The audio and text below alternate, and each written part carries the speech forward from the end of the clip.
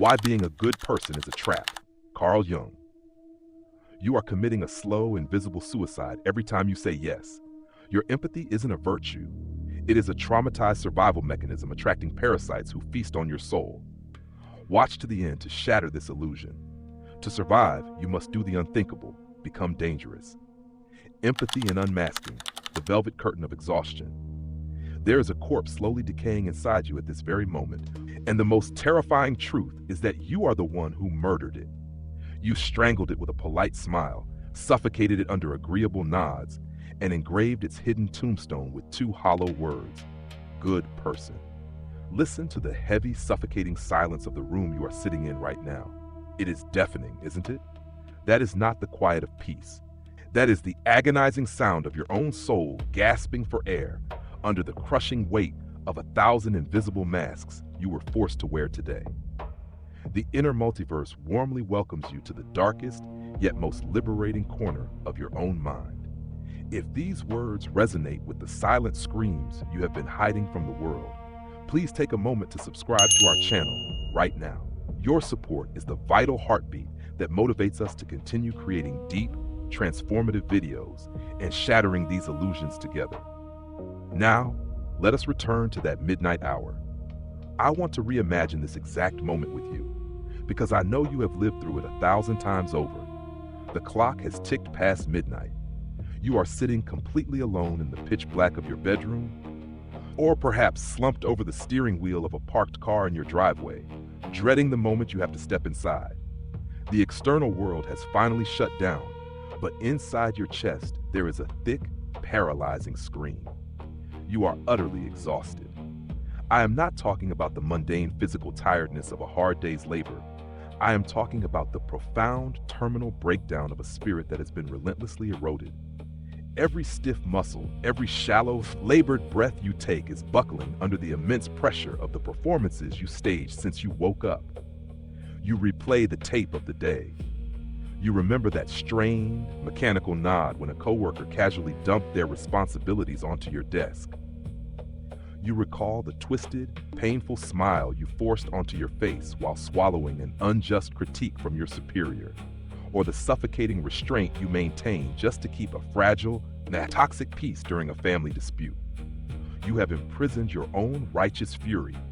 You have violently gagged your inner voice and buried your deepest personal needs at the bottom of an abyss, all for one singular, paralyzing phantom: the fear of disappointing others, the fear of being judged, the absolute terror of losing your status as the crowd's designated nice person.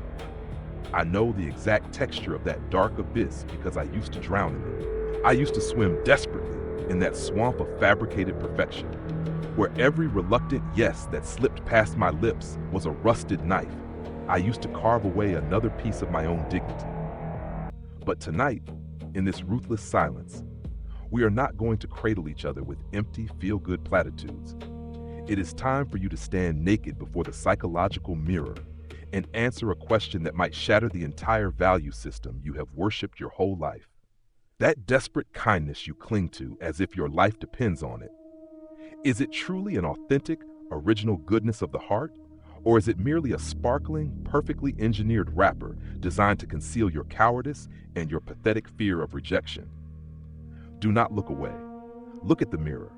Authentic benevolence must be the voluntary gift of a powerful being who possesses the absolute freedom to choose otherwise. If you are only good because you are terrified of making someone else uncomfortable, then you are not practicing kindness. You are executing the biological survival mechanism of a hunted prey. Playing the good person by castrating your own ego and erasing your boundaries will never earn you an ounce of genuine respect. It does not elevate you to sainthood. It simply brands your forehead in glowing neon letters, attracting every emotional parasite in a 10-mile radius, turning your very life force into a free, inexhaustible fueling station for the endless greed of others. The architecture of toxic empathy. If you have allowed your life force to become a public commodity, we must dissect the origin of this tragic surrender, tracing it back to the very foundation of your psychological conditioning. You were not born with this crushing compulsion to swallow your own voice. Look back into the misty corridors of your earliest memories, and you will find the exact moment the original you was systematically dismantled. Society, well-meaning parents, and rigid educational systems handed you a devastating ultimatum before you were even old enough to understand the transaction. Compliance equals love, and rebellion equals abandonment. You learned with brutal efficiency that your natural anger was an inconvenience, your sadness was a burden, and your personal boundaries were an insult to authority. To secure your place in the tribe, you became an emotional chameleon. You developed a hypersensitive, traumatized radar that constantly scans the micro-expressions of everyone in the room. You learned to read the tightening of a jaw, the subtle shift in a tone of voice, or the heavy sigh of a disappointed parent, and you instantly adjusted your personality to neutralize the perceived threat. This is not empathy. This is a highly sophisticated trauma response dressed up in the noble garments of compassion. True empathy is the ability to understand another person's pain without making it your absolute responsibility to cure it at the expense of your own mental sanity. But what you have been practicing is a toxic, bleeding heart martyrdom. You absorb the emotional toxicity of your environment like a sponge because deep down, your inner child is terrified that if you do not fix the mood of the room, you will be punished, exiled, or deemed unworthy of affection. You have confused keeping the peace with keeping your soul. Every time you shrink to make someone else feel large, every time you nod along to opinions you secretly despise just to avoid a confrontation, you are betraying your own intellect. You are committing a slow, invisible suicide of your identity. The tragedy is that you have become exceptionally skilled at this performance. You are the ultimate confidant, the reliable rock, the endlessly patient sounding board. People praise you for being so easygoing, so low maintenance, and so understanding, but they do not see the acidic resentment boiling in your gut. They do not feel the sheer exhaustion of having to calculate every word you speak so it lands softly on their fragile egos. You have built a magnificent fortress of amiability, but you are locked in the dungeon beneath it. You have weaponized your own empathy against yourself, turning your profound ability to connect with others into the very chain that keeps you anchored to their endless demands. You justify this self-abandonment by telling yourself that you are simply being the bigger person, that you are taking the high road. But the high road is entirely empty, and you are walking it alone, carrying the baggage of people who would not hesitate to drop yours if the roles were reversed. You must realize that this hypervigilance is not a sign of your moral superiority, but rather a glaring symptom of a spirit that has forgotten how to fight for its own survival. The vampires we invite and the resentment we swallow. Because you have morphed into this hyper-vigilant sentinel, desperately anticipating the needs of everyone else, you inevitably become a magnet for the exact type of predators who thrive on boundlessness. Let us speak the uncomfortable truth about the ecosystem of human relationships. In this world, there are givers and there are takers. And when a taker identifies a giver who possesses no defensive mechanisms, a parasitic bond is instantly forged. You wonder why you are constantly surrounded by individuals who dump their traumas into your lap, who expect you to bend your schedule to their whims, and who take your monumental sacrifices as if they were nothing more than their fundamental birthright. You secretly resent them for their selfishness, but the mirror demands a harsher confession. You built the altar upon which they sacrifice your energy. You left the front door of your psychological house wide open, stripped away all the locks, and put out a welcome mat for anyone who needed a warm place to drain a life force. These emotional vampires are not necessarily malicious sociopaths plotting your downfall. They are often the pathetic, the helpless, the chronic complainers, and the entitled victims of their own circumstances. They are drawn to your manufactured sweetness because your inability to say no creates a consequence-free environment for their dysfunction. When you shield people from the friction of reality, when you constantly absorb the shockwaves of their poor decisions to keep them comfortable, you do not help them grow. You become an enabler of their stagnation. And what is your reward for this endless emotional labor? A quiet, rotting resentment that eats away at your organs. It is the fury of knowing that if you ever slipped, if you ever demanded a fraction of the grace you distribute so freely, the very people who feast on your kindness would call you toxic, demanding, and unreasonable. This hidden resentment is the most dangerous poison of all. It makes you passive-aggressive. It makes you isolate yourself. It turns your genuine acts of service into bitter obligations. You smile at your friends, your family, your colleagues, but inside, you are calculating the exact weight of their debts to you. Debts they never agreed to pay because you never told them the true cost of your yes. You suffer in utter silence, hoping that one day, someone will spontaneously recognize your martyrdom and crown you with the validation you have been starving for. But the world does not reward silent martyrs. It simply grinds them into dust. The harsh reality is that nobody is coming to save you from the prison of your own politeness. The takers will never suddenly wake up and decide they have taken enough. A parasite does not stop feeding out of pity for the host. It feeds until the host collapses.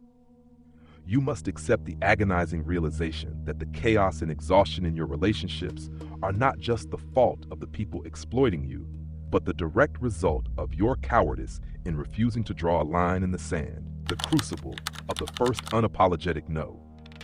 To stop this parasitic hemorrhaging and save whatever is left of your collapsing host, you must step into the terrifying crucible of rebellion and do the unthinkable. You must become the villain in their story.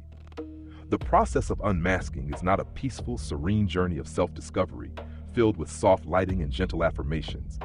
It is a violent, bloody psychological amputation. It requires you to consciously decide to disappoint people. I want you to imagine the next time someone asks you to sacrifice your peace for their convenience. Instead of the automatic people-pleasing yes that usually bypasses your brain and spills from your lips, I want you to visualize yourself opening your mouth and delivering a single, complete, unyielding sentence. No. No explanations. No desperate apologies. No twisting yourself into a pretzel of justifications to soften the blow. Just a firm, absolute boundary. The first time you do this, your nervous system will betray you. Your heart will hammer against your ribs like a trapped bird. Your palms will sweat, and a suffocating wave of guilt will crash over you, screaming that you are a terrible, selfish human being. This guilt is not the voice of your conscience. It is the dying gasp of your childhood conditioning.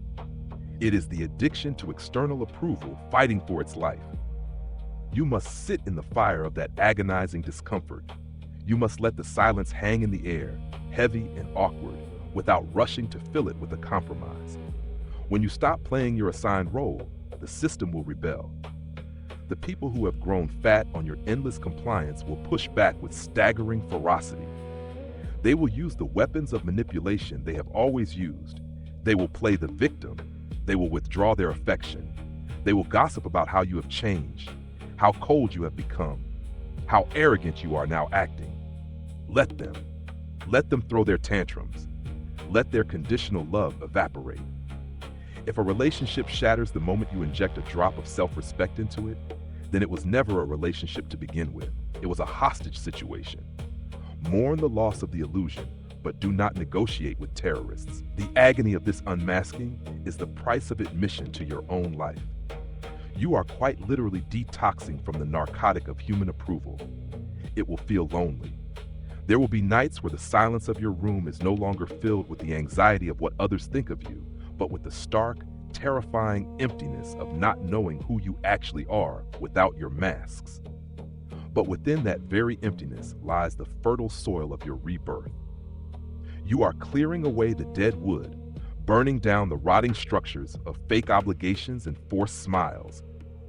Every time you tolerate the discomfort of someone else's disappointment, you are brick by brick rebuilding the fortress of your own dignity. You are proving to your subconscious mind that you are finally willing to protect yourself, even if it means standing completely alone against the tide of their expectations. The birth of the dangerous individual. In that newfound space where your heartbeat echoes clearly and the smoke of your burning bridges finally settles, the ultimate transformation begins, giving birth to a version of yourself that is completely unbothered by the fragile expectations of the world. You are stepping out of the velvet curtain of exhaustion and walking into the blinding, unapologetic light of authenticity. This is not about becoming a cruel, heartless monster. It is about becoming a dangerous individual. A dangerous individual is someone who is entirely sovereign. They cannot be manipulated by guilt. They cannot be controlled by the threat of being disliked. They have looked into the darkest depths of their own psyche, integrated their shadow, and realized that true, profound goodness is absolutely worthless unless it is backed by the capacity for immense destruction. When you possess the fangs to bite, but actively choose to keep them sheathed, that is the moment you become truly gentle. Until then, you were merely harmless, and there is no virtue in being harmless. Now your kindness is no longer a cheap currency handed out to anyone who demands it. It is an exclusive, highly valuable gift bestowed only upon those who have proven themselves worthy of your energy. When you finally stop trying to be the universally loved, good person, you unlock a terrifying amount of internal power.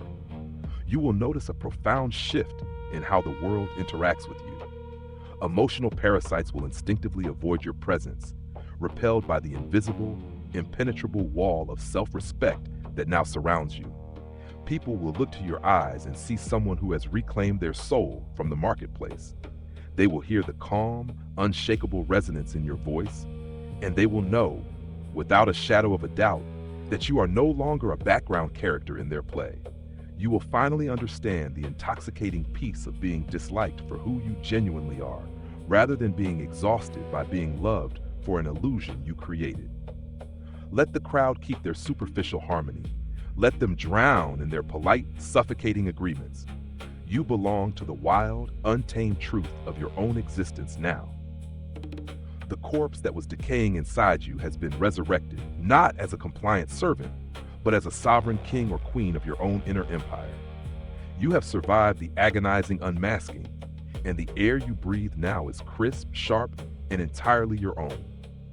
If you are ready to walk this lonely but glorious path of absolute authenticity, if you are ready to leave the swamp of people-pleasing and forge your own destiny, you know exactly where you belong.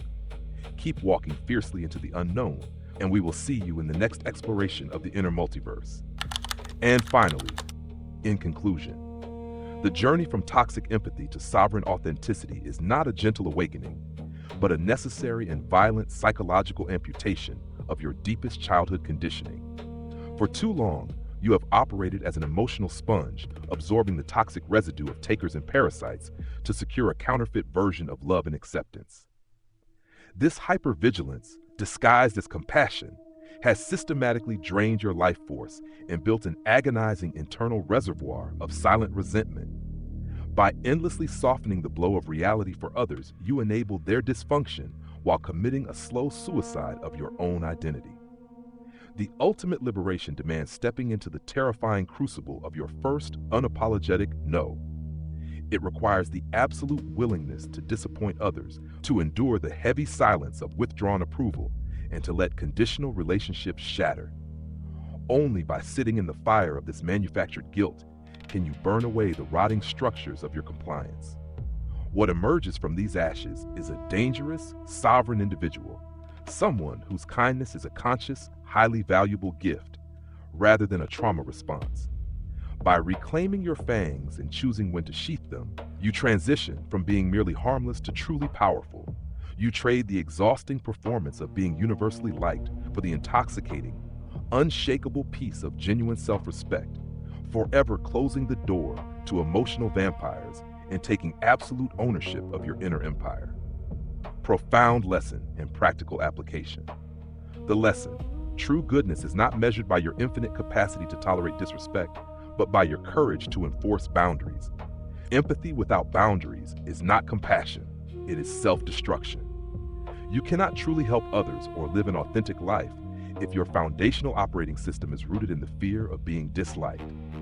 Harmlessness is not a virtue. Chosen gentleness backed by absolute inner strength is. The application: begin immediately by practicing the unapologetic no in low-stakes situations. Over the next week, when someone asks for a favor that compromises your peace, time, or energy, pause before answering. Override the knee-jerk reaction to accommodate them. Say, "No, I won't be able to do that," and consciously resist the urge to offer a lengthy, defensive explanation or a desperate apology. Let the awkward silence hang in the air. Observe your own internal discomfort without rushing to fix the other person's mood. By doing this, you will systematically retrain your nervous system to tolerate the displeasure of others, gradually starving the emotional vampires in your life and reclaiming your psychological sovereignty. Community question and support. What is one specific situation or relationship in your life right now where you know you need to start saying a firm no? Please politely share your thoughts and viewpoints in the comments section below so we can all read, relate, and learn from each other's experiences. If this message resonated with you, please subscribe to the channel. Your support gives us the vital motivation to continue exploring the inner multiverse and creating more profound, transformative content for you.